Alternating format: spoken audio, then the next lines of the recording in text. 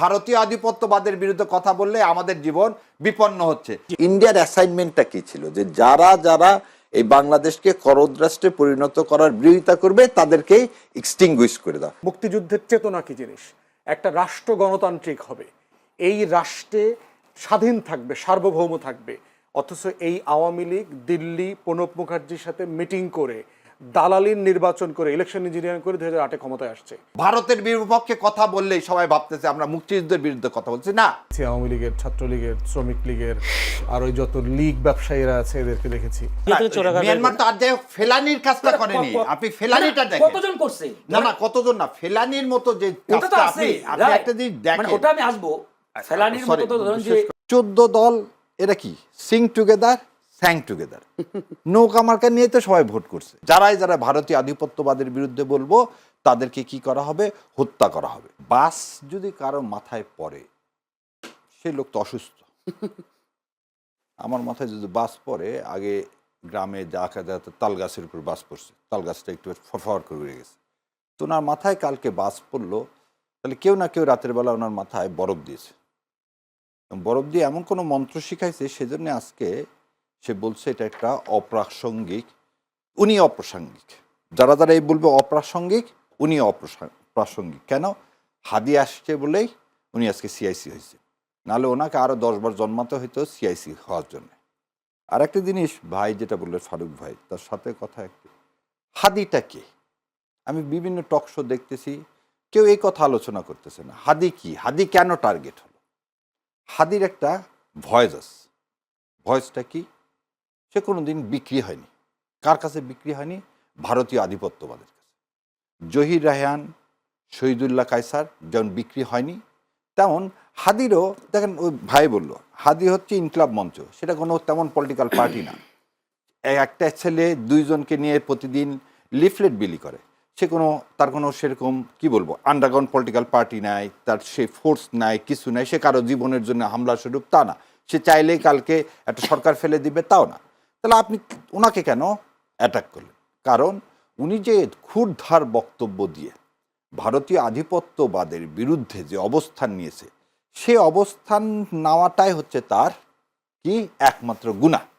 আমি বলবো দোষ না, গুনাহ। যেমন আমিও আপনাদের এই বিভিন্ন চ্যানেলে আসি, এসে কি বলি? ভারতের আধিপত্যবাদের বিরুদ্ধে বলি, সেই জন্য আমাকে কি করা হচ্ছে? গণশত্রু বলা হচ্ছে, মামার হত্যা জায়েজ বলা হচ্ছে।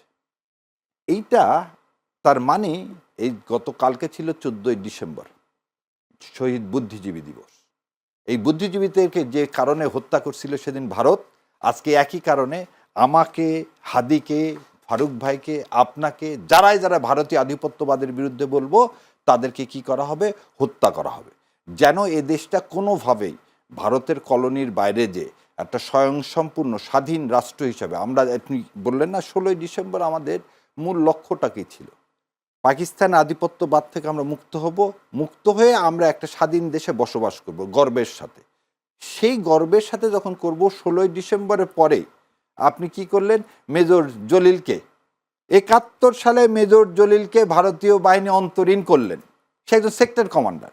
তাহলে সেদিনই বোঝা গেছে যে আমরা যে স্বাধীনতার সূর্যটা 71 সালে 16ই ডিসেম্বর উদিত হয়েছে, সেই সূর্যটা কেউ না কেউ মেঘাচ্ছন্ন করে দিতে চায়। সেই জন্যই কিন্তু আমাদের 36শে জুলাই। আর ভাই আপনাকে একটা জিনিস বলি, বললেন না একটু আগে দুষ্কৃতিকারী বা ওই ভাইদের পার্টির যাকে 14 দল, এরা কি সিং টুগেদার স্যাং টুগেদার নৌকা মার্কা নিয়ে তো সবাই ভোট করছে।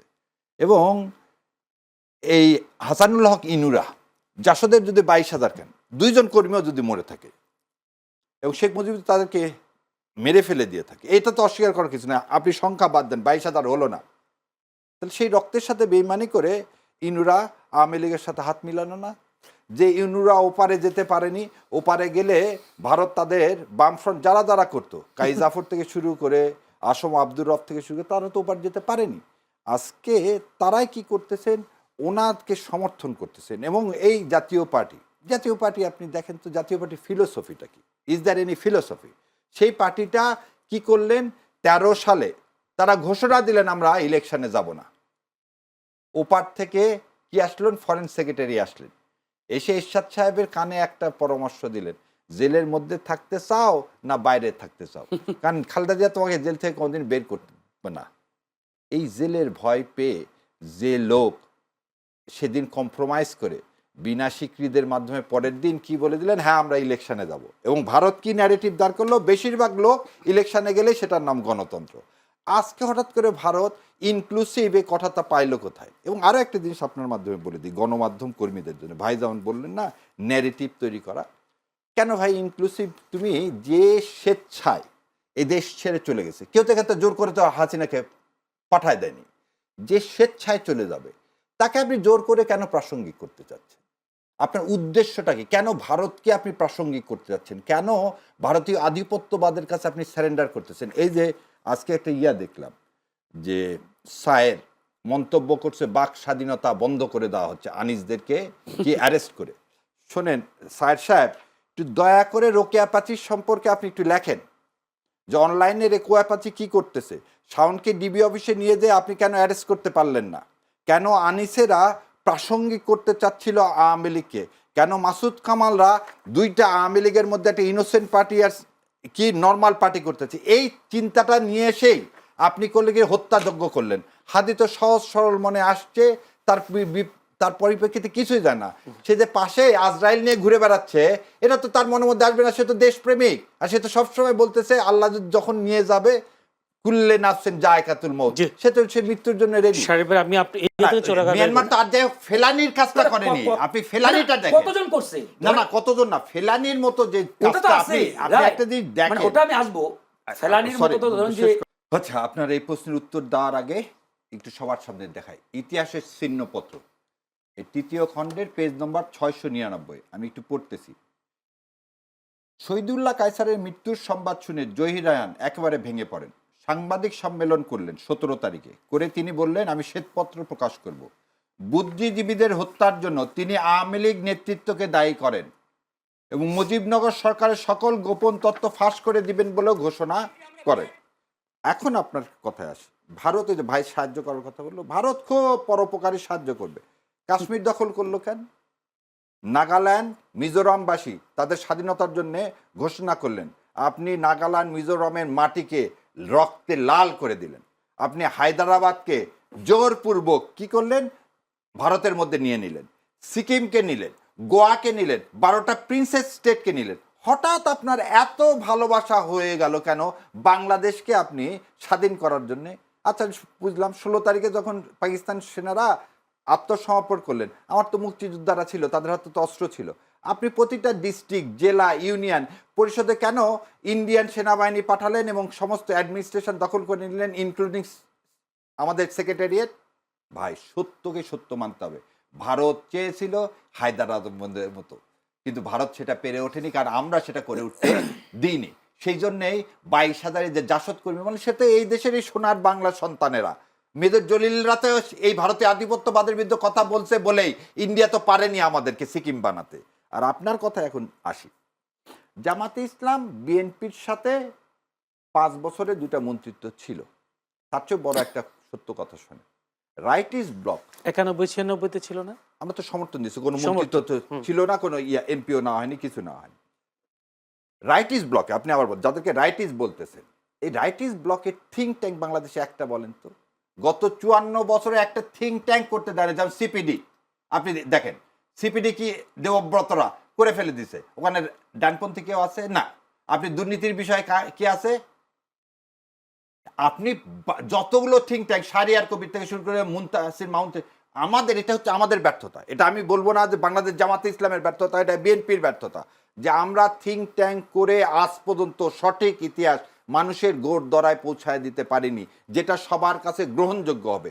এই জন্যেই 17 বছর শেখ হাসিনা এই খেলা খেলছে, 5 বছর শেখ মুজিব খেলছে। কখনোই যুদ্ধ অপরাধীদের সঠিক বিচার করলেন না, কখনো বুদ্ধিজীবীদের সঠিক বিচার করলেন না, কখনো আমাদের মুক্তিযোদ্ধাদের কন্ট্রিবিউশন। আপনাকে এটা কথা বলি, মেজর জলিলকে আপনি কেন কোনো খেতাব দিলেন না?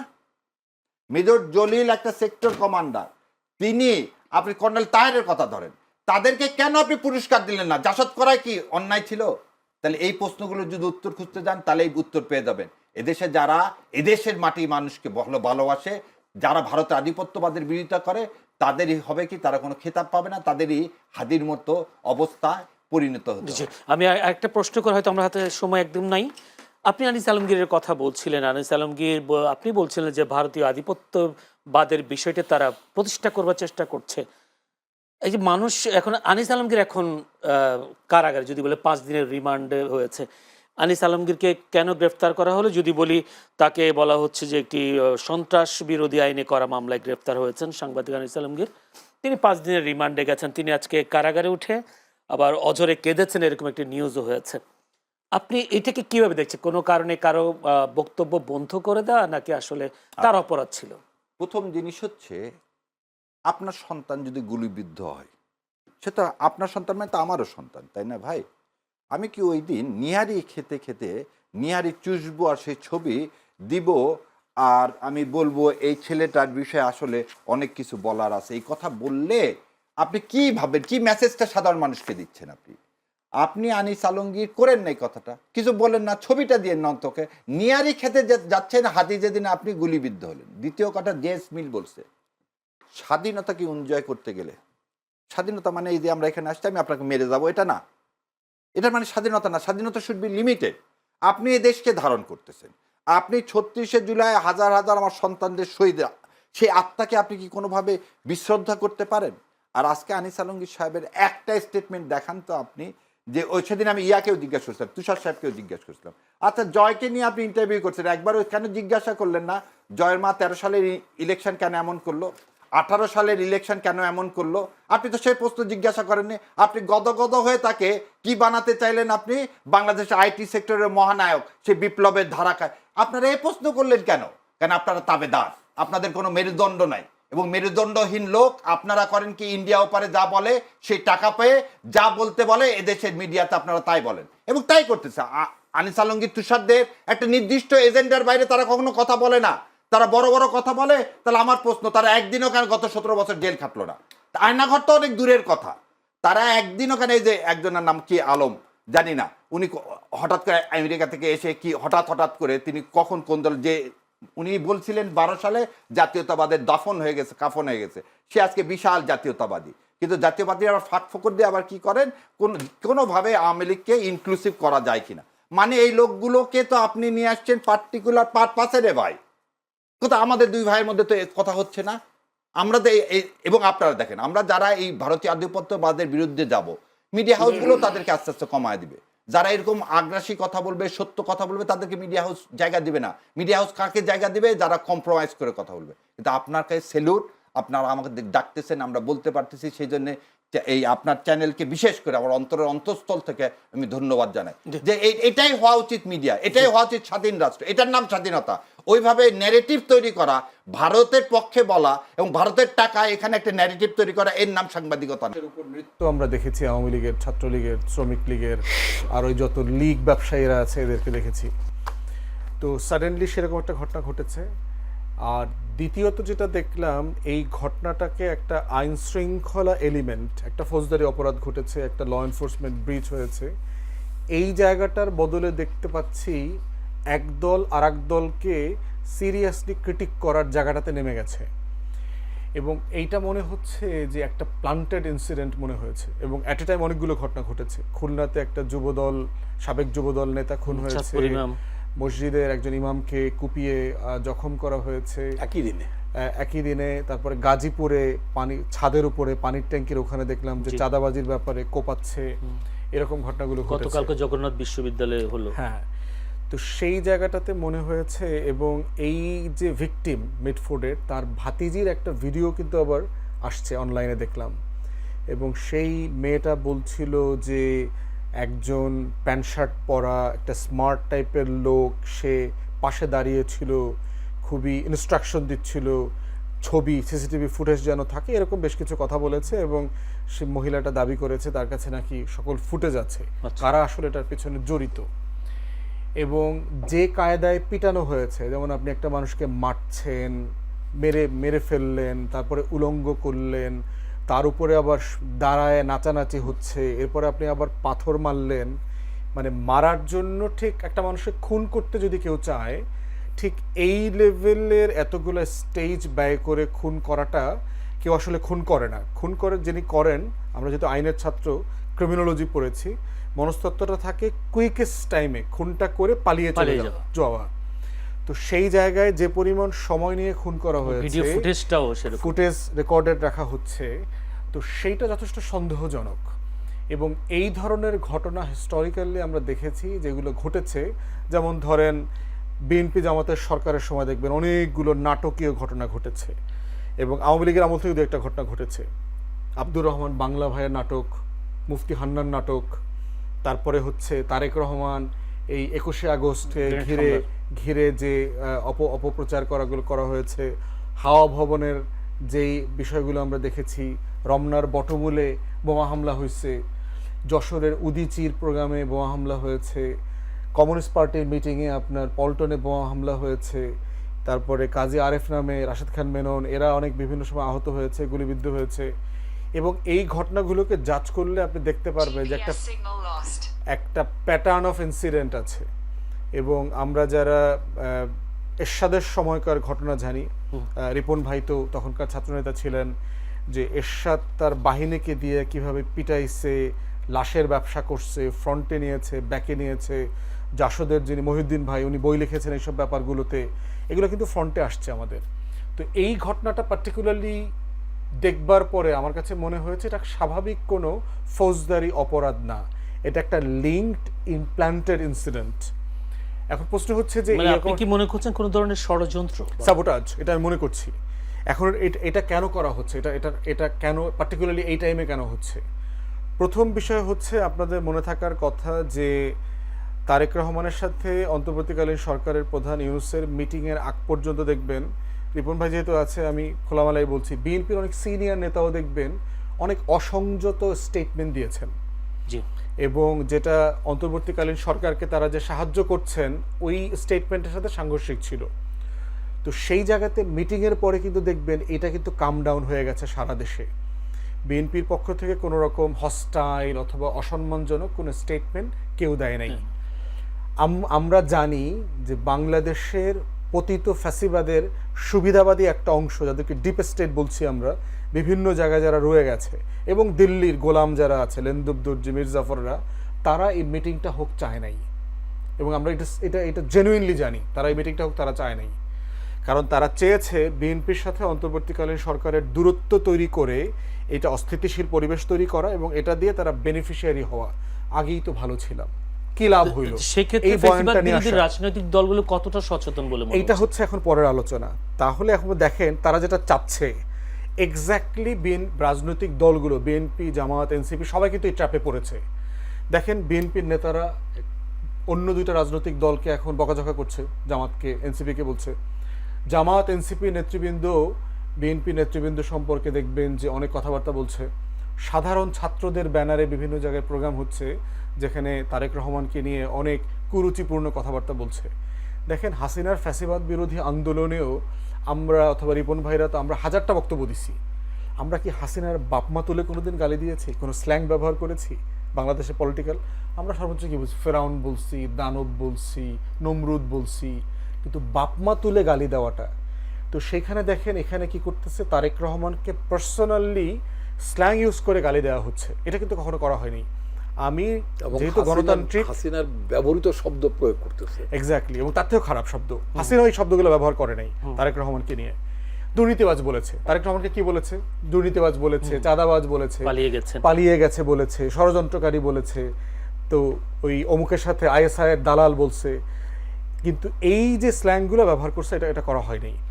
তাহলে এক্স্যাক্টলি তারা যেটা চাচ্ছে, বাংলাদেশে ফ্যাসিবাদ বিরোধী আন্দোলনের পক্ষের শক্তির ভিতরে একটা মনস্তাত্ত্বিক দূরত্ব তৈরি করা।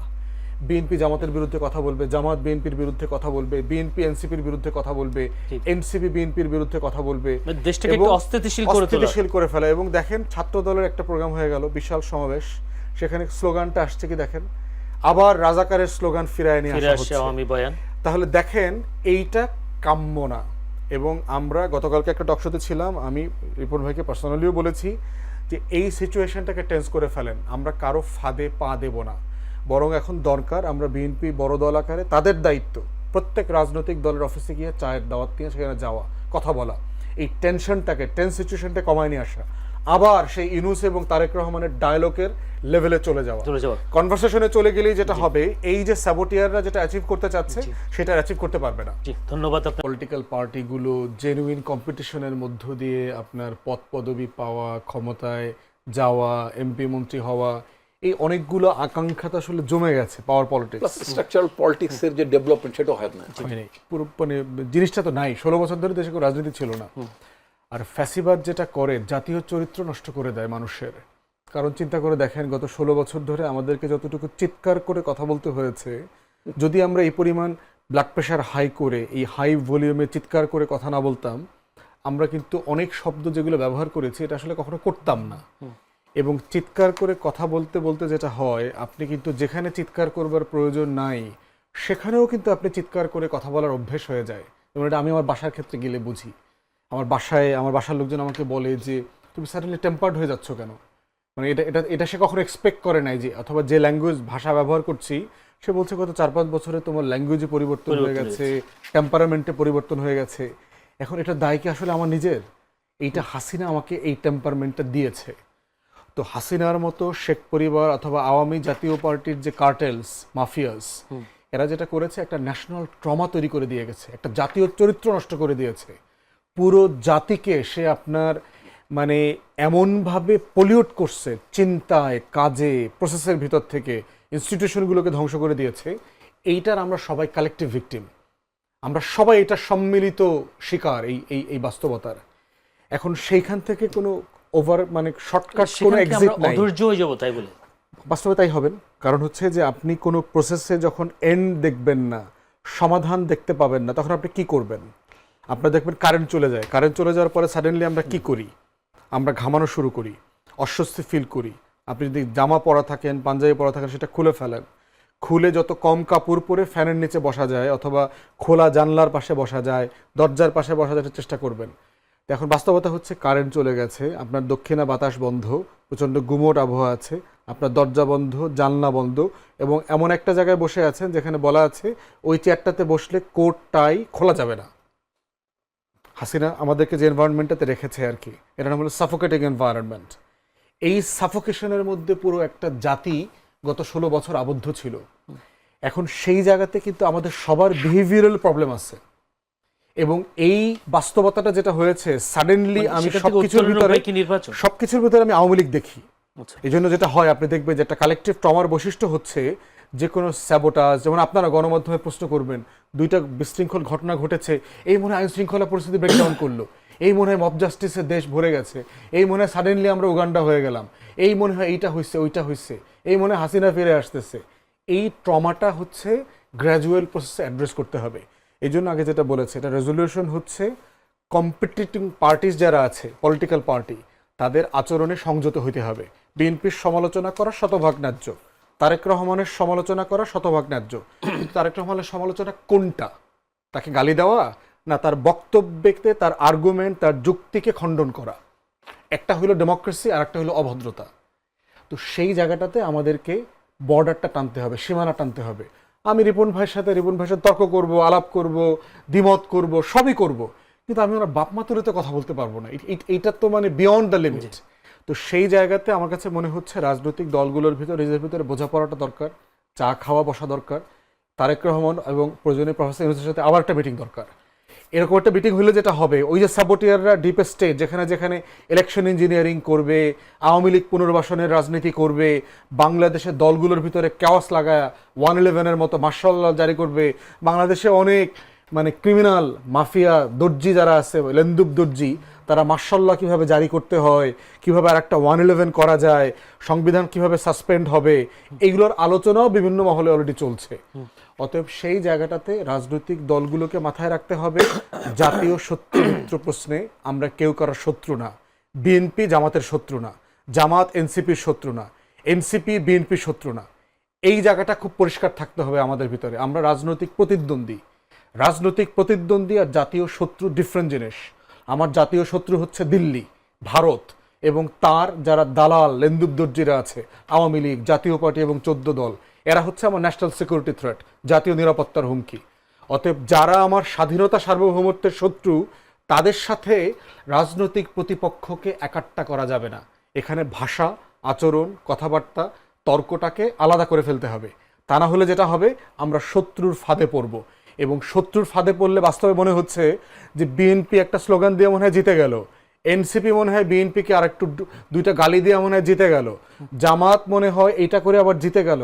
সবাই যার যার কুয়াতে বসে মনে করবে আমরা জিতে গেছি, কিন্তু সবাই আসলে কুমিরের মুখের মধ্যে পড়বে আর কি। এরপরে এইটা হচ্ছে বাস্তবতা।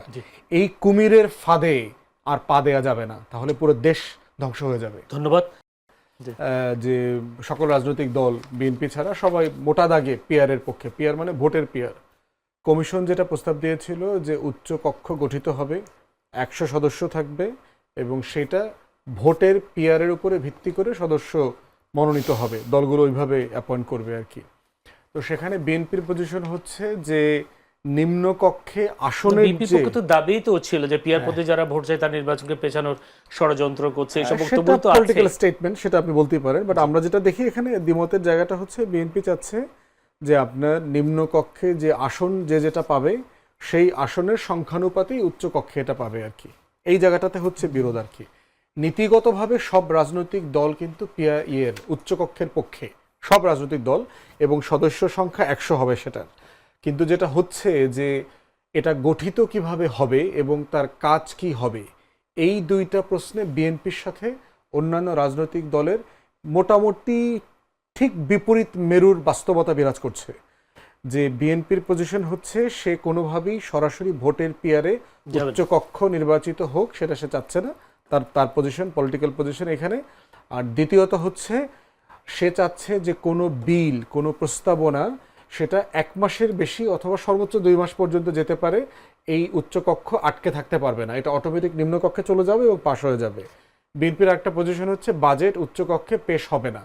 আরেকটা হচ্ছে সংবিধান সংশোধনের ব্যাপারে তাদের একটা রিজার্ভেশন আছে, তারা নিম্নকক্ষে 2/3 প্লাস গণভোটের ব্যাপারে বলে দিয়েছে, উচ্চকক্ষের এখানে কোনো অংশগ্রহণ জরুরি না তারা ফিল করছে আর কি। অথবা যদি তাদেরকে খুব বেশি বুঝতে পারছি যে একটা যদি মানে সিটের ইয়েতে হয়, সংখ্যানুপাতে হয় তাদের ফরম্যাটে, তাহলে হয়তো তারা সিম্পল মেজরিটির মতামত নিতে পারে, এই ব্যাপারে তারা একমত হতে পারে। কিন্তু সেইটাতে হচ্ছে আমরা যারা অন্যান্য দল আছি, ধরেন জামাত, চরমোনাই, এবি পার্টি, এনসিপি, তাদের এবং বাম সংগঠনগুলো, তাদের বক্তব্য হচ্ছে যে যদি পিয়ারটা, ভোটের পিয়ারটা না হয় তাহলে হচ্ছে এটা সিম্পলি সংরক্ষিত আসনের একটা এক্সটেনশন হয়ে গেল। যে 300 আসনের পরে আবার 50 জন মহিলা সংরক্ষিত আসন হয় সিটের আসনের পরিসংখ্যান মোতাবেক, তাহলে ওই রকম একটা সংরক্ষিত সংসদ করবার তো আসলে কোনো প্রয়োজন নাই, উচ্চকক্ষটা প্রয়োজন হবে না। আর দ্বিতীয়ত হচ্ছে যদি নিম্নকক্ষকে জবাবদিহিতা করবার মতো মোটামুটি একটা জায়গা না থাকে তাহলে এটা করে লাভ হবে না। এবং সবার মাথায় হচ্ছে যে আপনার হাসিনার এই কেয়ারটেকার প্রভিশনটা যে মানে অ্যাব্রাপ্টলি বাতিল করে দিল 2/3 মেজরিটি দিয়ে, গণভোটেও গেল না এবং অন্য কোনো মেকানিজমও ছিল না তাকে বাতিল করবার, সেইটা মাথায় রেখে তারা মনে করছিল উচ্চকক্ষটা থাকলে নিম্নকক্ষের এই স্বৈরাচারী আচরণগুলোকে একটা ব্যালেন্স করবার, নিয়ন্ত্রণ করবার একটা জায়গা থাকবে। তো সেটা সংখ্যানুপাতিক হারে যে নির্বাচনের কথা বলছে সেটা নিম্নকক্ষের জন্য। আমি যদি একটু ফুয়াদের সাথে নিম্নকক্ষের জন্য আমি যদি ফুয়াদকে যদি একটু ইন্টারঅ্যাক্ট করতে চাই, আপনার যেহেতু আমি তো আর আমার পার্টি থেকে আলোচনায় যাই না, আমি তো একজন নাগরিক, আমার নাগরিক ভাবনাও তো থাকতে পারে, সব কিছু আমি পার্টি রিপ্রেজেন্ট করি না, এটা আমার একেবারে আমার নাগরিক ভাবনা, মানে ব্যক্তিগত ইস্যু। সিনেট যদি থাকেও, যদি ফাইনালি এই দেশে, ছোট দেশে, আমি পার্সোনাল অপিনিয়ন, আমার দল সিনেটের পক্ষে। সিনেট মানে উচ্চকক্ষ, মানে এটার নাম কি হবে আমি জানি না, আমি ব্যক্তিগতভাবে এই দেশে একটা উচ্চ কক্ষের প্রয়োজন আছে বলে আমি ব্যক্তিগতভাবে মনে করি না, গেল এটা আলাদা ইস্যু। দ্বিতীয়ত যদি থাকেই তাহলে উনি যেটা বললেন একটা এক্সটেন্ডেড সংরক্ষিত আসনের ব্যবস্থা বা এসবের দিকে না, যে আপনারা কি ডাইরেক্ট আমেরিকার মতো ওখানকার সিনেটররা কি ইলেকশন করে আসে না, তো ইলেকশন করে আসতে বলেন। আচ্ছা, দুইটা উত্তর দিই। একটা হচ্ছে যে ইন প্রিন্সিপাল এবি পার্টি এবং আমার এখনো ব্যক্তিগত মতামত হচ্ছে আমরা উচ্চকক্ষের পক্ষে না, কিন্তু কমিশন যখন ছাড় দেবার জন্য বারবার বলছিল যে আমরা একমত হবার স্বার্থে ছাড় দিতে পারি কিনা, তখন এবি পার্টি এই জায়গাটাতে ছাড়ে আসছে, ঠিক আছে আমরা উচ্চকক্ষ মেনে নেব, তবে সেটা ভোটের একটা সংখ্যানুপাতে হইতে হবে এবং ন্যূনতম একটা জবাবদিহিতায় আনতে পারবে নিম্নকক্ষে, যে বিলটা ধরেন ন্যূনতম 6 মাস আটকায় রাখতে পারবে। যে এখানে নিম্নকক্ষকে ছাড় দিতে হবে, বাজেট পেশ করতে হবে, কিন্তু বাজেট সে ব্লক করতে পারবে না। বাজেট এখানেও পেশ হবে, উচ্চকক্ষেও পেশ হবে। আর সংবিধান সংশোধনের ব্যাপারে 2/3 মেজরিটি এখানে লাগবে, বাকিটার মতামত ওখানে থাকবে। এইটা না থাকলে আলটিমেটলি এটার কোনো দন্থ নখরহীন একটা ক্ষমতাবিহীন একটা উচ্চকক্ষ হবে। কিছু ব্যক্তিকে পুনর্বাসন করা। 100 প্লট ফ্ল্যাট রাজুকের, 100 ট্যাক্স ফ্রি গাড়ি, 5 কোটি 10 কোটি 20 কোটি টাকা করে থোক বরাদ্দ প্রতি বছর, এই লুটপাট এবং রাজনৈতিক পুনর্বাসনে যাবে সেখানে। একটা কাজ করে দিন, বন্দোবস্ত থেকে যাবে। সিনেটর যারা উচ্চ কক্ষের সদস্যদের ওইটা প্রস্তাবটা দেন। আচ্ছা, এই প্রস্তাবটা আছে। না না, ওদের জন্য কোনো থোক বরাদ্দ না থাকে। একটা প্রস্তাব আছে, রিপন ভাই যেটা প্রশ্ন করেছে ওটা উত্তর দেই, যে মানে কমিশনের পক্ষ থেকে 2টা বিকল্প প্রস্তাবও দিয়েছে। ভোটের অনুপাতে 100 সদস্য, দ্বিতীয়ত বলেছে 64টা জেলা এবং সিটি কর্পোরেশনের প্রতিনিধি মোতাবেক 74 অথবা 76 জন সরাসরি নির্বাচিত হয়ে আসবে এই রকম, অথবা থার্ড হচ্ছে লোকাল মানে ন্যাশনাল ইলেকশনের মতো 2টা হাউসের ডাইরেক্ট ইলেকশন হবে। এই রকম প্রস্তাবও দিয়েছে। অসংখ্য ধন্যবাদ আসাদুজ্জামান ফুয়াদ। আনকোট করে অনেক কিছুকে ফ্রেম করা যায়। উনি কিন্তু প্রথমেই বলছেন, কথাটা দেখেন, আপনার আগের উত্তরটা আমার একটু দেওয়া উচিত, তারপর সাধারণ ভাইয়ের কথা আসতেছে। সেটা হচ্ছে আপনি আগে বলছিলেন না ইন্ডিয়া কেন জামাতের সাথে একটা আইডিওলজিক্যালি কিন্তু ইন্ডিয়ার একটা সমস্যা আছে, এবং ইন্ডিয়া কখনো সবসময় জামাত ইসলাম বা ইসলামী দলগুলোকে রাইটিস্ট বলে, এবং সেজন্য দেখবেন যে ইন্ডিয়ার সমস্ত পেপার পত্রিকা টিভিতে খুঁজলে দেখবেন যে বাংলাদেশটা এখন রাইটিস্টের কি হচ্ছে, উদ্ভব হচ্ছে। এই যে তাদের যে কনসেপশন। সেকেন্ডলি একটা কি 1971-এ বাংলাদেশ জামাত ইসলাম বারবার একটা কথা বলেছিল, আমাদের মুক্তিযুদ্ধটা হতে হবে আমাদের মধ্যে দিয়ে, এবং এই মুক্তিযুদ্ধের স্বাদটা আমাদের পেতে হবে। এই মুক্তিযুদ্ধের স্বাদটা আমরা কিন্তু পাইনি, এটা ভারত কিন্তু ছিনতাই করে নিয়ে গেছে, সেই জন্যই কিন্তু 36শে জুলাই আসছে। দ্বিতীয় যে কথাটা বললেন যে দেখেন যারা এন্টি ইন্ডিয়ান, সালাউদ্দিন কাদের চৌধুরী এন্টি ইন্ডিয়ান বলে কিন্তু তাকে ফাঁসিতে ঝুলাই দিল, তাই কখনোই ইন্ডিয়ার মধ্যে পায়নি। মানবতা বিরোধী অপরাধ মামলা বলে দিচ্ছে আপনাকে, মানবতা বিরোধী অপরাধ ফজলুল কাদের চৌধুরী সাহেব, ওনার বাবা সেই সময় সবকে সালাউদ্দিন কাদের চৌধুরীর সাথে শেখ হাসিনার বিয়ে পর্যন্ত দিতে চাইছিল, এই কথা সালাউদ্দিন কাদের চৌধুরী নিজে বলছেন। আর মানবতা বিরোধী অপরাধের মামলাগুলো সাজানো কি সাজানো না সেটা অ্যাপিলেট ডিভিশন অলরেডি রায় দিয়ে দিছে, এবং স্কাইপি কেলেঙ্কারির পরে যদি বলা হয় যে এইগুলো মানবতা বিরোধী মানে অপরাধ, তাহলে আর কিছু বলার নাই। এবং সেখানে জামাতের যতগুলো নেতাকে আপনারা ফাঁসি দেওয়া হলো, এবং আরেকটা জিনিস দেখেন ফাঁসির বাইরে কিভাবে মারলেন ইলিয়াস আলীকে। ইলিয়াস আলীর কি ছিল? ইলিয়াস আলীর একটাই কথা ছিল, সিলেটের ওই বর্ডার দিয়ে তিনি কোনোভাবে অস্ত্র এগুলো আনতে দিচ্ছিল না, সো সে ওইখানে প্রতিবন্ধকতা ছিল, অতএব তাকে তুলে দাও, কারণ তাকে তার মানবতা বিরোধী অপরাধে আপনি ফেলতে পারতেছেন না। সো ইন্ডিয়ার অ্যাসাইনমেন্টটা কি ছিল, যে যারা যারা এই বাংলাদেশকে করদ রাষ্ট্রে পরিণত করার বিরোধিতা করবে তাদেরকেই এক্সটিংগুইশ করে দাও। সেজন্য প্রথম ধাপে ছিল জামাত ইসলাম, এবং এইটার কেন এটা কি জামাত কি আসলে যুদ্ধ বিরোধিতা ছিল? বিরোধী ছিল। এবার আপনাকে বলি, জামাত ইসলাম বাংলাদেশে যে স্বাধীনতা, সেই স্বাধীনতাটা বিরোধিতা রাজনৈতিকভাবে যে বিরোধিতা করছিল এই বিষয়ে কোনো সন্দেহের কোনো অবকাশ নেই, কিন্তু এটা ছিল রাজনৈতিক ভুল। কিন্তু আজকে 53 বছর পরে এসে দেখা যাচ্ছে যে না, শেখ সাহেব এবং হাসিনার যুদ্ধের উদ্দেশ্য ছিল এই দেশটাকে ইন্ডিয়ার করদ রাজ্যে পরিণত করা। কিন্তু তারপর আমি বলবো যে জামাতে ইসলাম যখন পাকিস্তান আর্মি এদেশের সাধারণ মানুষের উপরে ব্রুটাল আক্রমণ শুরু করলো, তখন জামাত ইসলামের ওই স্ট্যান্ডিং নেওয়াটা উচিত হয়নি। এটা তাদের রাজনৈতিক ভুল আর অপরাধের মধ্যে কিন্তু পার্থক্য আছে। আপনি কিন্তু বিচার করছেন 73 সালে, সেখানে দেখেন যে কতজন আওয়ামী লীগ, শেখ সাহেবের নিজের চাচা রাজাকার হিসাবে তাকেও বিচারের আওতায় নিয়ে আসা হলো। আপনি রাশেদ খান মেননের বাবাকে নিয়ে আসা হলো, কাকে নিয়ে আসা হয়নি।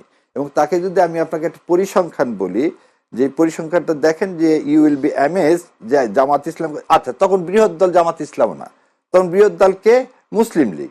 এবং একটা দেখেন আমি বলে দিই, যখন মন্ত্রিসভা গঠন করা হলো, এই মন্ত্রিসভাটা ছিল তো মালেক সাহেবের মন্ত্রিসভা। মালেক সাহেবের মন্ত্রিসভায় ডক্টর আব্দুল মোতালেব মালেক মুসলিম লীগ, আবুল কাসেম মুসলিম লীগ, নেওয়াজ আহমেদ মুসলিম, এটা কিন্তু 71 সালে যে সরকার গঠন করলো টিক্কা খানের সময়। মুজিবুর রহমান মুসলিম লীগ, ওবায়দুল মজুমদার আওয়ামী লীগ, শামসুল হক Awami League, ওংসাংপ্রু Chowdhury Awami League, SM Solaiman Krishak Sramik party, Maulana Mohammad Isaq Nizame Islam, Jasimuddin Sarkar Pakistan democratic party, AKM Mosharraf Pakistan democratic party, AKM Yusuf Pakistan democratic party, Abbas Ali Khan Jamaat Islam. এরা হচ্ছে সব মিনিস্টার। 71 সালে যে ক্যাবিনেট ছিল সে ক্যাবিনেটের 14 জনের মধ্যে 5 জন মুসলিম লীগের, 3 জন আওয়ামী লীগের, 3 জন পাকিস্তান ডেমোক্রেটিক লীগের, 1 জন জামাত ইসলামের। তাহলে এবং ওই যে পরিসংখ্যানটা আপনাকে দিতে চাইলাম, 2019 সালে যখন শেখ হাসিনা এই ইয়াটা তৈরি করলেন, কি তৈরি করলেন, যে রাজাকারের তালিকাটা তৈরি করলেন, সেই তালিকাটায় দেখেন যে কে কতজন ছিল। আমি আপনাকে এখন আচ্ছা এই দেখেন এই তালিকাটা 15 ডিসেম্বর 2019 সালে আওয়ামী লীগ কর্তৃক তৈরি। আওয়ামী লীগের মধ্যে রাজাকার ছিল 8060 জন। বিএনপি আওয়ামী লীগের না বলা হচ্ছিল নাকি এটাই দেখেন, এটা তো পেপারে। আচ্ছা। এবং বিএনপির মধ্যে 1024 জন, অন্যান্য 879 জন, জামাত 37 জন। আমি এখন ওই জায়গাতে না, আপনাকে ইন্টারপ্রিটেশনটা এইভাবে দিতে হবে। সেটা হচ্ছে আপনি কেন এই 53 বছরে একটা ইস্যুকে জিয়ে রাখছেন কেন? দেশকে যদি ভাগ করেন, এটা তো ব্রিটিশ নীতি, ভাগ করে এবং শাসন করে। ভাগ করলে আপনার যদি শাসন করাটা কি হয়, উপকার হয়।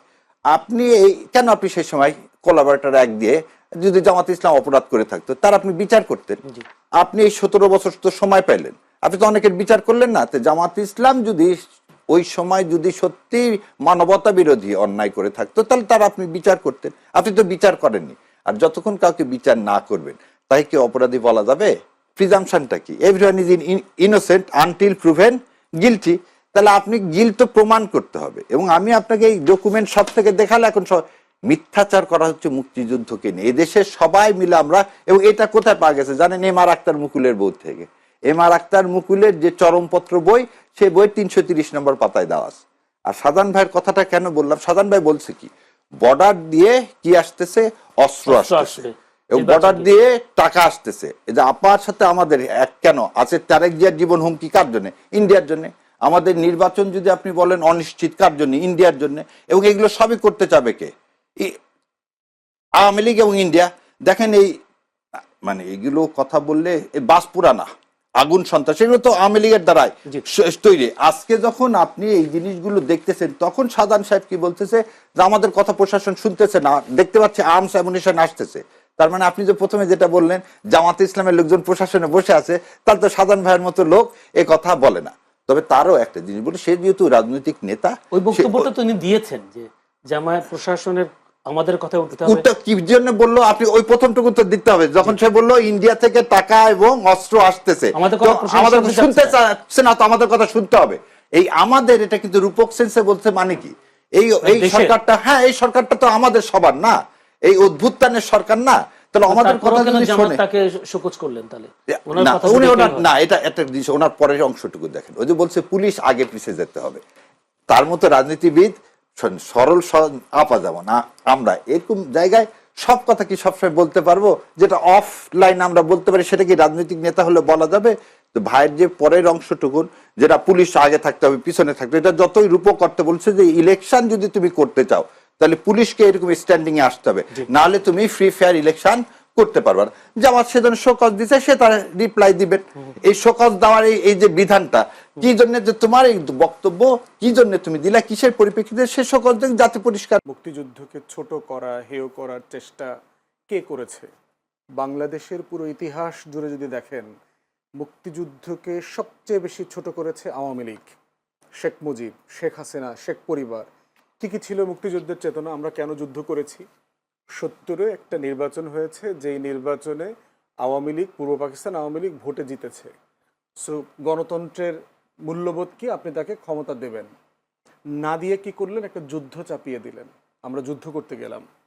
তাহলে নির্বাচন, 69-এর গণ অভ্যুত্থান, 66-র 6 দফা, 71-এর যুদ্ধ, সব কিছুর মুদ্রা চেতনার মূল জায়গাটা ছিল কি?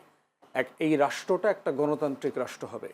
শেখ মুজিব দেশে ফিরে এসে সরকারের দায়িত্ব নিলেন, শপথটা পর্যন্ত পড়েন নাই নিজে, কিন্তু সে সিংহাসনে বসছে, সে কিন্তু রাষ্ট্রের প্রেসিডেন্টের দায়িত্ব নেন নাই।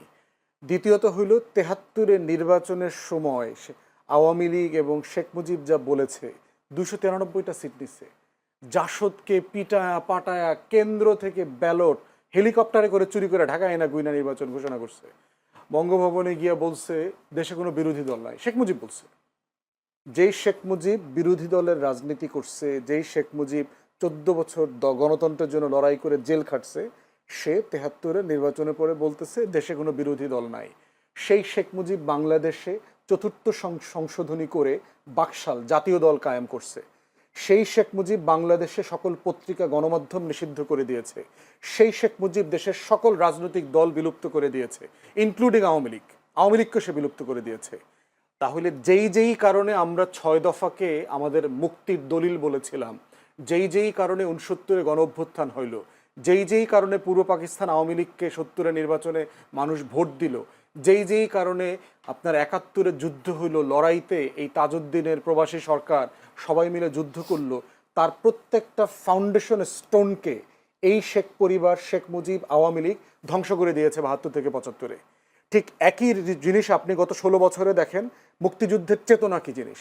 একটা রাষ্ট্র গণতান্ত্রিক হবে, এই রাষ্ট্রে স্বাধীন থাকবে, সার্বভৌম থাকবে, অথচ এই আওয়ামী লীগ দিল্লি প্রণব মুখার্জির সাথে মিটিং করে দালালির নির্বাচন করে ইলেকশন ইঞ্জিনিয়ারিং করে 2008-এ ক্ষমতায় আসছে। এই আওয়ামী লীগ 2014-তে একতরফা নির্বাচন করেছে, 18-তে রাতে করেছে, 24-এ ডামি নির্বাচন করেছে। জাতীয় পার্টির মতো একটা জাতীয় নিরাপত্তা হুমকি এইরকম একটা দলকে সে বি টিম আকারে কাজ করেছে, যেই দলটা 81-তে হাসিনাকে এনে 82-তে নতুন কু করে দল বানায়া জিয়াউর রহমানকে হত্যা করে আওয়ামী লীগকে পুনর্বাসন করছে। তাহলে আপনি মুক্তিযুদ্ধের চেতনা কি জিনিস? আপনি আপনার অধিকারের লড়াই করেছে, তো শেখ মুজিব করেছে, 14 বছর জেলে ছিল। সেই অধিকারের প্রত্যেকটা ধারা উপধারা লঙ্ঘন করেছে হচ্ছে আওয়ামী লীগ গত 16 বছরে। মুক্তিযুদ্ধের চেতনা কি জিনিস? মুক্তিযুদ্ধের চেতনা হচ্ছে আপনি রাষ্ট্রে অর্থনৈতিক সাম্য কায়েম করবেন, মানবিক মর্যাদা কায়েম করবেন, সামাজিক সুবিচার ইনসাফ কায়েম করবেন। দেশের প্রত্যেকটা প্রতিষ্ঠান ধ্বংস করে দিয়ে এই রাষ্ট্রে কোথায় মানবিক মর্যাদা কায়েম হয়েছিল? আমাদের ন্যূনতম মানবিক মর্যাদা ছিল যেই রাষ্ট্রের RAB, police, DB, SB, DGFI, NSI রাত 2টার সময় উঠে দেশের নাগরিককে তুলে নিয়ে যায়, 6,500 ক্রস ফায়ার করেছে, হাজার হাজার লাশের এখনো দিশা নাই। সেখানে মুক্তিযুদ্ধের চেতনা মানেটা কি? মুক্তিযুদ্ধের চেতনা মানে হচ্ছে আমার রাষ্ট্রটা সবার হবে। এই মুক্তিযুদ্ধের চেতনা মানে কি $234 বিলিয়ন বিদেশে পাচার করা? এই মুক্তিযুদ্ধের গল্প বলে বলে বাংলাদেশের 80% ভুয়া মুক্তিযোদ্ধা বানাইছে, 30 লাখের গল্প বানাইছে।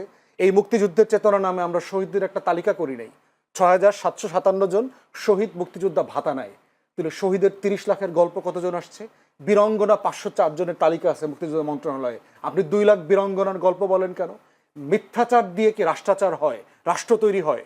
তাহলে শেখ হাসিনা গত 16 বছর মুক্তিযুদ্ধের চেতনার নামে যা করছে ঠিক তাই ছিল 6 দফার বিপক্ষে, 71-এর যুদ্ধের বিপক্ষে, 70-এর নির্বাচনের বিপক্ষে, 69-এর গণ অভ্যুত্থানের বিপক্ষে।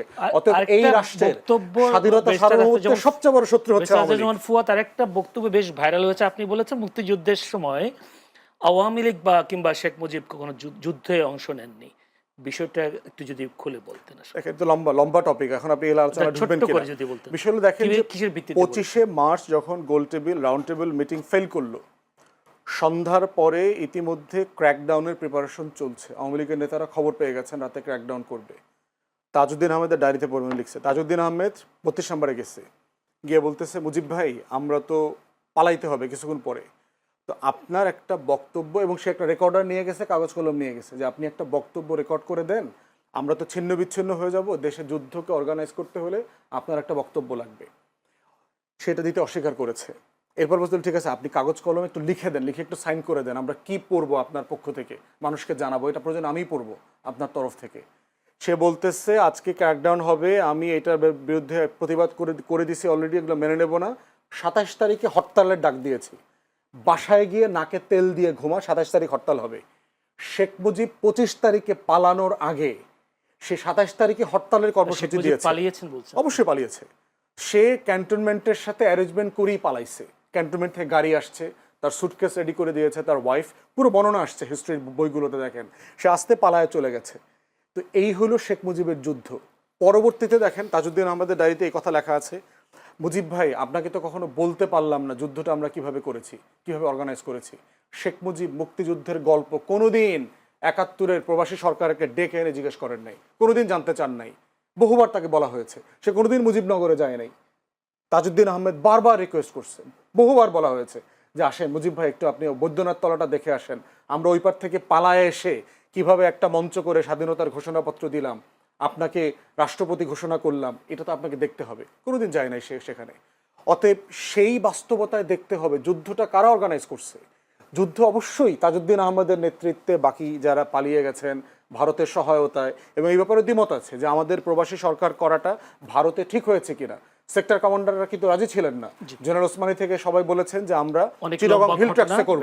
যেমন ফুয়াদ, আমরা কিছু হচ্ছে আনিস ভাইকে শুরুতে যেটা জিজ্ঞেস করেছি এটা উনি 2 মিনিট হুমকি আকারে নিয়েছেন। আমি যেটা বলেছি যে আপনি দ্বিমত প্রকাশ করার কারণে আপনাকে কেউ হুমকি দিচ্ছে কিনা এটা আমি জানতে চাই, কারণ এটা আমিও প্রতিবাদ করব।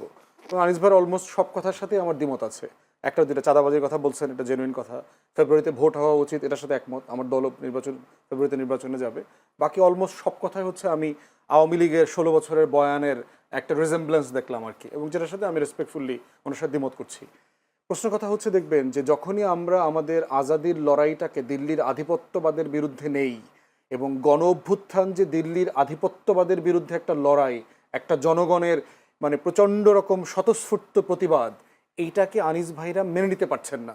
এবং ওনারা দেখবেন একটা অভিযোগ করেন প্রায় যে আমরা এইটাকে 71-এর মুখোমুখি করছি, এটাকে আমরা 47 মনে করতেছি। আপনি জেনারেল আপনি ইন্টারভিউ করেন না। আমি তো গ্রামে গত 1 সপ্তাহ গ্রামে কাটায় আসলাম, আমাদের গ্রামে যাওয়ার জন্য বলছে, কারেক্ট অ্যাডভাইস, রেগুলার যাচ্ছি, এবং ওনাদের থেকে গ্রামে গঞ্জে সাধারণ মানুষ চরে টরে গিয়ে টিয়ে সব জায়গাতে কথাবার্তা বলছি। গ্রামের মানুষদের ভিতরে কি আসলে এই জিনিসগুলো এইভাবে কাজ করে? এভাবে কাজ করে না তো। ওনারা বাংলাদেশকে এইভাবে দেখে না। আওয়ামী লীগের চোখ দিয়ে বাংলাদেশকে যেভাবে দেখা হচ্ছে, দেশের মানুষ বাংলাদেশকে এইভাবে দেখেন না। অতএব সেই জায়গাতে দিল্লির আধিপত্যবাদের বিরুদ্ধে লড়াইয়ের কথা বললেই 71-কে ছোট করা হয়। শেখ মুজিবের গ্লোরিয়াস পিরিয়ডের কথাও তো বললাম, 14 বছর গণতন্ত্রের জন্য লড়াই করেছেন, কিন্তু উনি শেষের জীবনের যে 3.5 বছর যা করেছেন, হিস্টোরিক্যাল রেকর্ড, যে উনি তো এগুলো করেছেন। এখন প্রশ্ন হচ্ছে, তাহলে কি ওনার আগের মহত্ব শেষ হয়ে গেছে? না, আগের মহত্ব আগের জায়গাতে আছে, কিন্তু শেষে যা ক্ষতি করেছেন রাষ্ট্রের, সেটাও আমাকে বলতে হবে। রাষ্ট্রের দায়টা এরকম, কারণ কোনো রাজনৈতিক নেতাকে আমরা নবী মনে করি না। না, আপনি তার প্রশংসা করছেন, কিন্তু তার স্বাধীনতায় সে অবদান সেটাই স্বীকার করেন না। তার কি বাকিগুলো কি দরকার নাই? না, অবদান হচ্ছে যে এটা তো ফ্যাক্টস। আমি তো বইয়ের রেফারেন্স দিলাম, মুক্তিযুদ্ধের প্রধান মানে সংগঠক তাজউদ্দিন আহমদের লেখা থেকে বললাম। এখন তার লেখা যদি আপনার যার তার ডায়েরি মনে হয়, আপনি ছোটবেলায় আপনার চাচার কাছ থেকে কি শুনেছেন, এটা বেশি গুরুত্বপূর্ণ মনে হয়, that's for the listeners and the viewers too ধন্যবাদ ব্যারিস্টার জামান ফুয়াদ। আমরা বোধ করছি যে আমার এই 30 লড়াইটাকে এটার সাথে ওটা জাজ করা উচিত না। প্রত্যেকটাই আমার ইতিহাসের গুরুত্বপূর্ণ লড়াই, এবং এই দিল্লির আধিপত্যবাদের বিরুদ্ধে যে লড়াই, এই লড়াইটা আমাদের লড়াইয়ের জায়গা থেকে মেনে নেওয়া দরকার। কেউ বলে নাই, জুলাই অভ্যুত্থানের কোনো ব্যক্তি বলে নাই যে তারা 71-কে ছোট করে দেখতে চায়, তারা 47 অস্বীকার করে, তারা শেখ মুজিবকে অস্বীকার করছে, ভাসানীকে অস্বীকার করছে, কেউ বলছে না। আবার তারা এটাও বলছে না যে অমুকের থেকে বড় নেতা। সব নেতার অবদান যেমন আছে, তার রাজনৈতিক ইতিহাসের ভুলও আছে, দুটোই একসাথে বলতে হবে। আওয়ামী লীগের কোনো ভবিষ্যৎ নাই, এইটা অনেকেই বলার চেষ্টা করে যে শেখ মুজিবের মতো একটা এরকম একটা মর্মান্তিক ঘটনা 75-এ হওয়ার পরেও তো আওয়ামী লীগ ফিরে আসছে, এবার কেন পারবে না? অনেকগুলো কারণে পারবে না। ওই যেটা বললাম, একটা হচ্ছে যে শেখ মুজিব সপরিবারে এবং এই রাষ্ট্রের সাথে সম্পর্ক নাই এমন অনেক নিরপরাধ সদস্য সহ সেদিন খুন হয়েছিলেন, এবং তিনি তার বাসায় ছিলেন, দেশের ভিতরে ছিলেন, তিনি কোথাও পালিয়ে যাবার চেষ্টা করেন নাই। অতএব এই জিনিসটা যেভাবে একটা তো ক্ষোভের জায়গা ছিল, মানুষ খুশি হয়েছে, ট্যাঙ্কে নৃত্য করেছে, জাসদ আপনি যাবে এই আলোচনার বাইরে যেটা বলছি, মানুষ তো এটাকে একটা নিরপরাধ অনেক সদস্যের খুন আকারেও দেখেছে। অতএব সেই জায়গায় যে ন্যূনতম সমবেদনার জায়গা ছিল, সহানুভূতির জায়গাটা ছিল, সেটা রিগেইন করা গেছে, সেটা আবার ফিরে পাওয়া গেছে। দ্বিতীয়ত হচ্ছে যেটা শেখ হাসিনার ক্ষেত্রে প্রযোজ্য না, তিনি পালিয়েছে, সচেতনভাবে পালিয়েছে এবং দিল্লিতে পালিয়ে গেছে। দ্বিতীয়ত হচ্ছে যে আপনার স্বাধীনতা যুদ্ধের পরে শেখ মুজিব এবং আওয়ামী লীগের প্রতি, দেশের মানুষের প্রতি কিন্তু একটা শ্রদ্ধা ভালোবাসার একটা জায়গা অবশিষ্ট ছিল এত অন্যায়ের পরেও। মুক্তিযুদ্ধটা তখন অনেক ফ্রেশ, কিন্তু এখন শেখ হাসিনার ব্যাপারে, আওয়ামী লীগের ব্যাপারে মানুষের যত মেমোরি, এর ভিতরে কোনো ইতিবাচকতা নাই। থার্ড হচ্ছে শেখ মুজিবের পুরো আমলের সময়টা কিন্তু অ্যানালগ জমানা ছিল। আপনার গণকণ্ঠের পত্রিকা, হক কথা, মাওলানা ভাসানীর পত্রিকা, জাসদের পত্রিকা, কোনো দিন পুলিশ গিয়ে পুরো পাবলিকেশন থেকে সকালবেলা পোড়ায় দিত। সারা দেশের মানুষ কিচ্ছু জানতো না যে আজকে সরকার বিরোধী কি বক্তব্য কে কোথায় দিয়েছে। কিন্তু আজকে এমন একটা জমানায় আমরা বাস করছি, আজ থেকে 100 বছর পরেও জুলাই আগস্ট যখন আসবে, লক্ষ লক্ষ ভিডিও আপনার ফেসবুকে ইউটিউবে পপ আপ করবে। আপনি দেখবেন সেদিন কি হয়েছে, লাইভ দেখেছে মানুষ, গণহত্যা লাইভ দেখেছে। আর জাসদের উপরে যে গণহত্যা, গুম খুন হয়েছে, তার কোনো লাইভ ভিডিও নাই। অতএব মেমোরির এমন একটা জায়গা, স্মৃতির এমন একটা জায়গায় ইনভলভ হয়ে আছে, যেটা বাংলাদেশের তরুণরা আগামী 40-50 বছর পর্যন্ত মনে রাখবে। কারণ 8, 9, 10, 12 বছরের ছেলেমেয়েরা পর্যন্ত রাস্তায় ছিল। এই যে স্মৃতি, এই স্মৃতিটা আপনার হারিয়ে যাবার সুযোগ নাই। জি, ধন্যবাদ। এরপরে আমি দেখেন, একটু নির্বাচনের দিকে আসি। আমি যাচ্ছি আর শেষ করে ফেলি। শেখ মুজিবের পরিবারের সদস্য ছিল এমন লোক যারা রাজনীতি সচেতন ছিল এবং রাজনীতির হাল ধরতে পেরেছে। ধরেন হাসিনা ইডেন কলেজে ছাত্রলীগের রাজনীতি করেছে, বাবাকে সারাদিন দেখেছে পলিটিক্স করতে। রেহানা, শেখ জামাল, কামাল, এই পরিবারের সদস্যরা ছিল যারা বাংলাদেশের সমাজ, রাষ্ট্র, রাজনীতি সবকিছুর সাথে ওতপ্রোতভাবে জড়িত ছিল। আজকের শেখ হাসিনা এবং শেখ রেহানার পরিবারের কেউ বাংলাদেশের নারী নক্ষত্রের সাথে জড়িত না, ভালো বাংলা পর্যন্ত জানে না, সবাই বিদেশি নাগরিক, সবার ঘরে বিদেশি বউ বাচ্চা আছে। এই বাস্তবতায় তারা অলরেডি বাংলাদেশ থেকে ডিসকানেক্টেড হয়ে গেছে। এই রিয়েলিটিগুলো বিবেচনা করলে আওয়ামী লীগের হাল ধরার যে বংশধারা লাগবে, যে লিনেজ দরকার, সেই লিনিয়েজ আর তার অবশিষ্ট নাই, তার পলিটিক্সের হাল ধরা। ধন্যবাদ। আমি একটা বিষয়ে আপনাকে প্রশ্ন করতে, সেটা হচ্ছে জামায়াতের আমির ডাক্তার শফিকুর রহমান আজকে বলেছেন, তিনি আশঙ্কা করা হচ্ছে আগামী নির্বাচনে কেউ গাছে কাঁঠাল রেখে গোপে তেল দিচ্ছেন, মাসল আর ব্যাকমানির মাধ্যমে অন্যের ভোট হাইজ্যাক করবেন। আমার প্রশ্ন হচ্ছে, তিনি এই আশঙ্কা কেন করছেন যে জুলাই অভ্যুত্থানের পরও কি মানুষ মাসল আর ব্যাকমানির মাধ্যমে কি ভোট গ্রহণ করতে পারবেন, বা ভোট চুরি করার সুযোগ কি থাকবে? নিঃসন্দেহে পারবেন। কারণ হচ্ছে যে আওয়ামী লীগ চলে গেছে মানে কি চাঁদাবাজি বন্ধ হয়েছে? আওয়ামী লীগ চলে গেছে মানে কি সন্ত্রাস বন্ধ হয়ে গেছে? আমার এলাকার কথা বলি, আমার এলাকাতে বালুর, তারপরে ইটের ভাটার ব্যবসা করে এমন ব্যবসায়ীরা আমাকে বলেছে, ওই যে আপনার ট্রলারে ফিট বালু সমত হিসাব করে, ট্রলারে যখন বালু আসে ওখানে আগে দিতে হইতো আপনার 12 টাকা 14 টাকা, এখন দিতে হয় 18 টাকা 19 টাকা প্রতি যে মেজারমেন্ট আছে বালুর ট্রলারে। আদারওয়াইজ এই স্কোয়ার ফিটের, তো ওইটার হিসাবটা বদলে গেছে। আমার এলাকায় মাহেন্দ্র চালায়, টেম্পুর মতো যে যানবাহনগুলো আছে, আগে আওয়ামী লীগের সময় তার সারা মাসে তাকে চাঁদা দিতে হইলো আপনার 1400 টাকা 1300 টাকা এরকম। এখন তাকে দিতে হয় 1800 টাকা 1900 টাকা 2100 টাকার মতো। চাঁদা যারা উঠায় বিভিন্ন রাজনৈতিক দলের নেতারা, পদস্থ নেতারা, টাকাটা উঠায় বহিষ্কৃত পোলাপানকে দিয়া। টেকনিকটা দেখেন, আমি পদে আছি, চাঁদার নিয়ন্ত্রণটা আমার, যেহেতু পদ হারানোর একটা ভয় আছে, চাঁদাটা করাই এমন কিছু পোলাপানকে দিয়ে যারা কোনো পদ নাই এবং যারা বহিষ্কৃত অলরেডি, তাদেরকে দিয়ে চাঁদার টাকাটা উঠায়। তাদেরকে জিজ্ঞেস করছি চাঁদা বেশি নেন কেন? আর চাঁদা উঠানোর গ্রামারে দেখলাম সবাই আগের যারা চাঁদা তুলতো, ছাত্রলীগের, যুবলীগের, তাদেরকে দিয়েই টাকাটা উঠায়।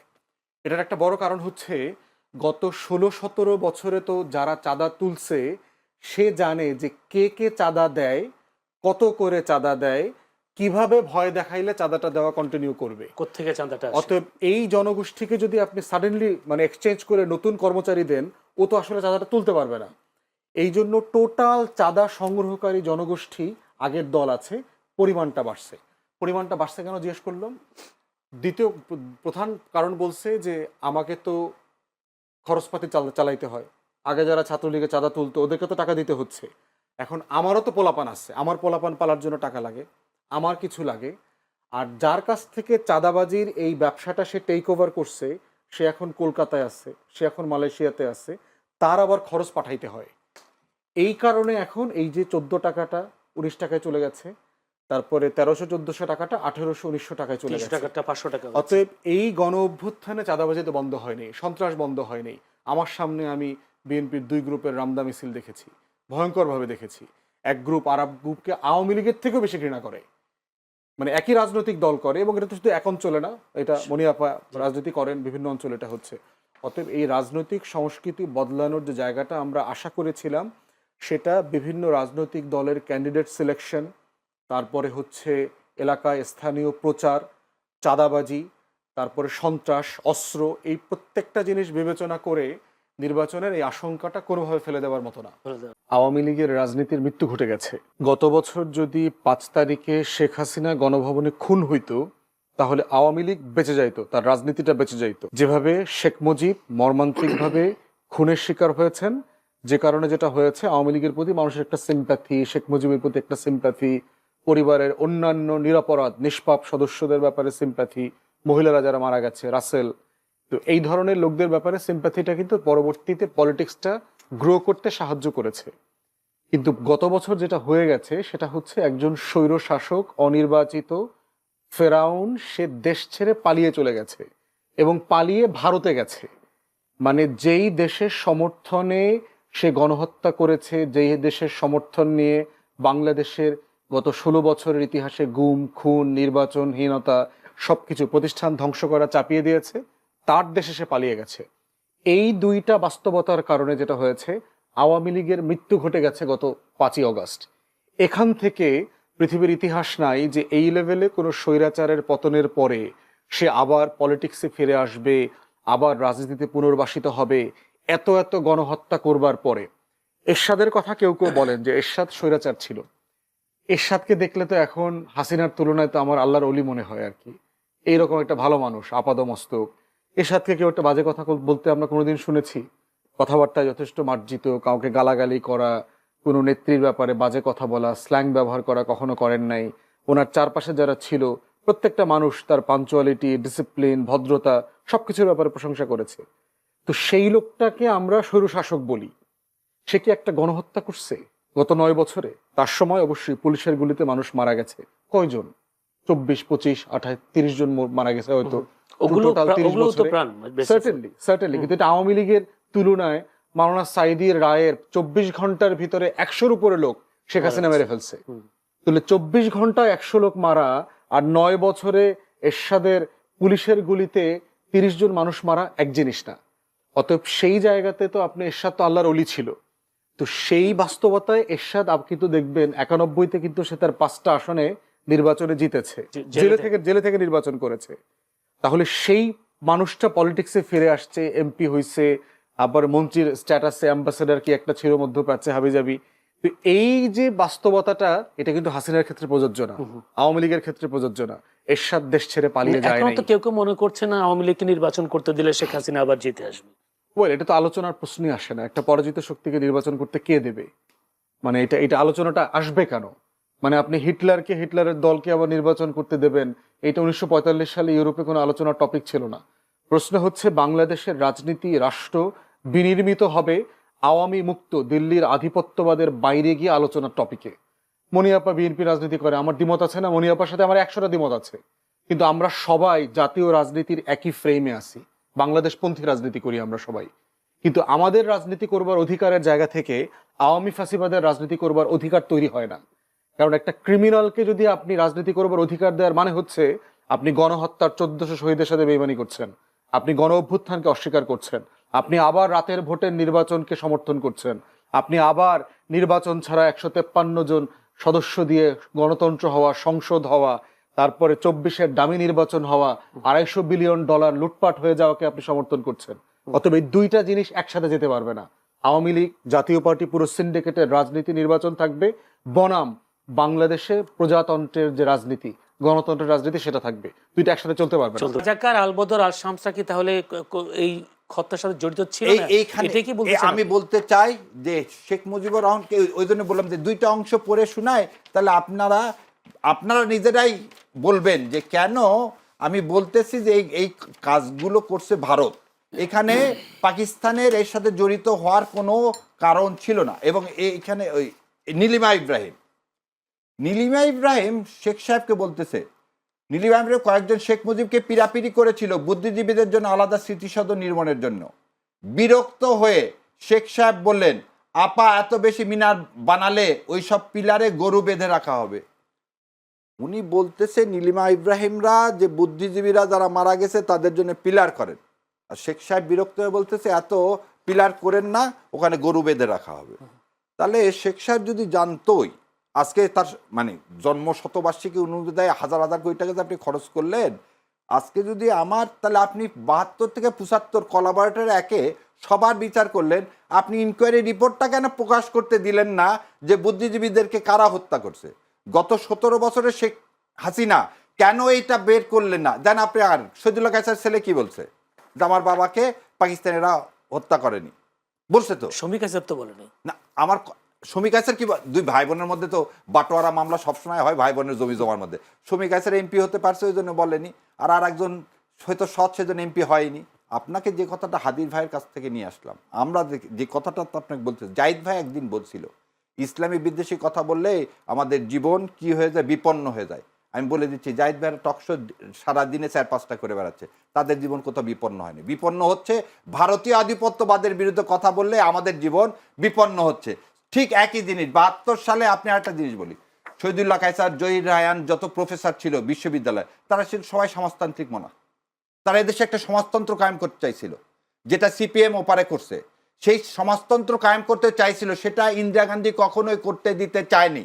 ইন্দিরা গান্ধী ভেবেছিল আওয়ামী লীগ তো শেখ মুজিব আমার পকেটে আছে, আমি যা বলবো তাই করবে, এই দেশটা তো আমার করদ্রাষ্ট্র। কিন্তু এই শিক্ষিত সমাজ যদি বেঁচে থাকে, তারা তো আমাদেরকে কোনোদিনই কি করতে দিবে না, বাংলাদেশকে একটা করদ্রাষ্ট্রে পরিণত করতে দিবে না।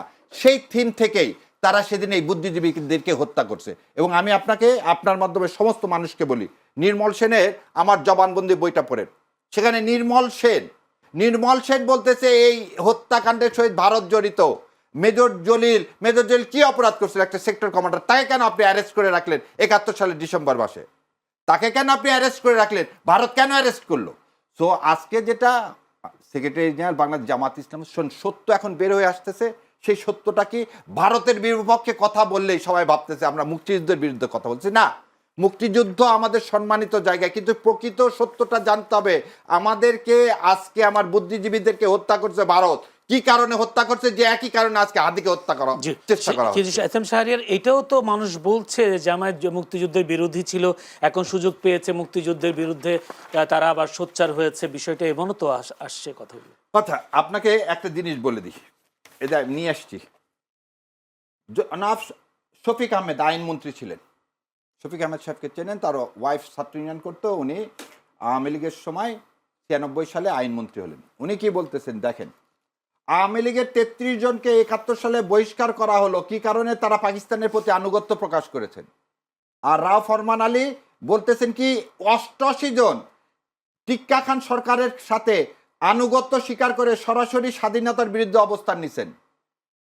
আচ্ছা, শেষ হয়তো কোনো এমপি জামাতের ছিল না, আসেন 14 জনের মধ্যে 5 জন মুসলিম লীগের, 3 জন আওয়ামী লীগের, ওবায়দুল মজুমদার, শামসুল হক, অংশান প্রু চৌধুরী। আর জামাত ইসলামের দেখেন এ কে এম ইউসুফ সাহেব, তখন করতে হচ্ছে পাকিস্তান ডেমোক্রেটিক পার্টি, পরে জামাত ইসলাম আছে আব্বাস আলী খান। আপনি কিভাবে বলতেছেন এই যে আমরা যে ন্যারেটিভটা, মিথ্যা ন্যারেটিভ তৈরি করতে চাচ্ছি কেন? আপনি কেন ইসলামকে কনস্টিটিউশন থেকে বাদ দিয়ে ধর্ম নিরপেক্ষতার সমাজতন্ত্রে নিয়ে আসলেন? সেটা তো আপনার এলএফতে ছিল না। তা আপনি ভারত যে প্রোডাক্ট, যে কথাটা বলছে, কেন আমি একটু আগে আনিস আলমগীরের কথাটা বললাম, ভারত যে কথাটা এখানে বলতে পারছে না, সেটাই তো আপনি মিডিয়ায় কি করতেছেন, এই লোকগুলোকে দিচ্ছেন। আর এই অথব্য, আমি আবারও বলতেছি, এই অথব্য সরকারের, ইউনূস সরকার একটা অথব্য সরকার। আজ পর্যন্ত হাদির যারা গুলি করলেন, আমরা সবাই নাম পর্যন্ত মিডিয়ায় বলে দেওয়া হলো, আর তিনি তাকে কি করতে পারলেন না, ধরতে পারলেন না। এই উপদেষ্টাদের আর এই পদে থাকার এই 3 জনের স্বরাষ্ট্র আইন এবং পররাষ্ট্র কোন রূপ অধিকার নেই। তাদের এখনই উচিত, এই জনগণ তাদেরকে বসাইছে, জনগণকে সমর্থন করে তাদের এখনই পদত্যাগ করা উচিত।